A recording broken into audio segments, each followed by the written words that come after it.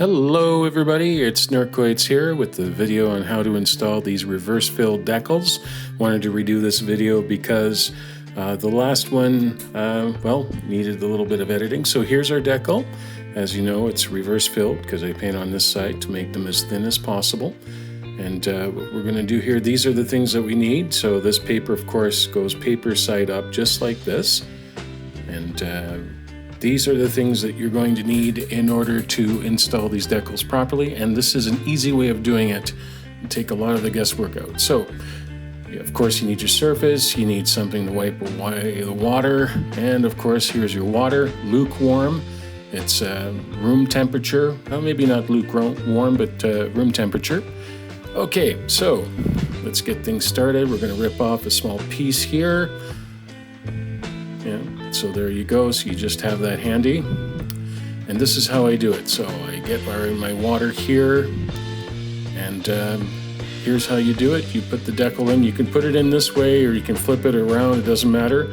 Hold on to it like this, and you only need it for a few seconds here. Let me show you a trick in order to avoid getting all those wrinkles and those air bubbles. So you just put a few drops of water on the surface like that. Then you take everything, including your paper, and then you place it to the surface where you want it to be. Then you press down and you rub down like that. And what you do is that you keep adding a little bit of water like I'm doing right here, just so you can soak the entire paper. And then you do this a little bit, and then you let it go on and on and on. Go. So make it completely wet, and then you'll see you'll be able to start shimmying it where the paper is going to start slipping off. See that? You're starting to see the surfaces here right there. And then we're going to slowly pull it away. If you're able to get part of the substrate or the plastic here, hold on to that as you pull off the paper. If you do it this way, it really takes out most of the wrinkles and a lot of the water underneath. Then you just keep pressing it ever so gently with your wet fingers. You can continue using the paper, but here's you can see close up, almost all the water and air bubbles are gone. Of course, my surface here isn't perfectly gloss.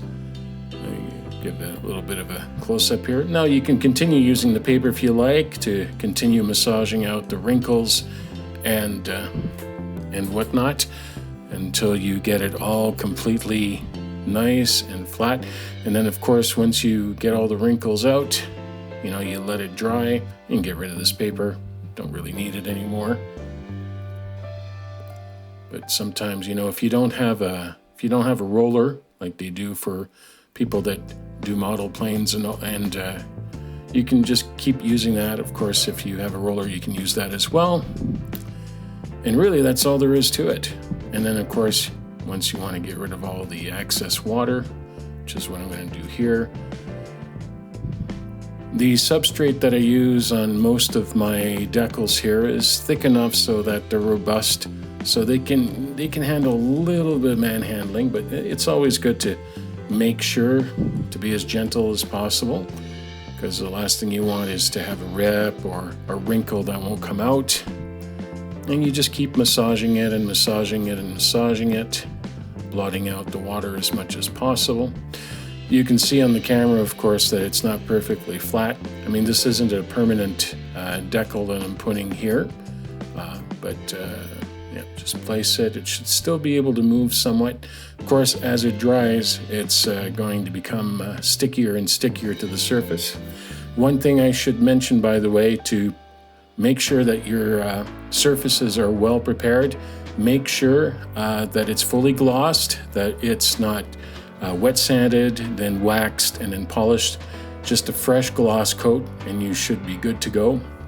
It's going to help make these adhere a lot better. Now here we go again. I still do have some air bubbles there, but you can see we're almost there. You can leave this alone. Normally 6 to 12 hours is the recommended amount of time for these to dry fully. Even just having a little bit of humidity might actually mess them up. Anyway, thank you very much for watching this video.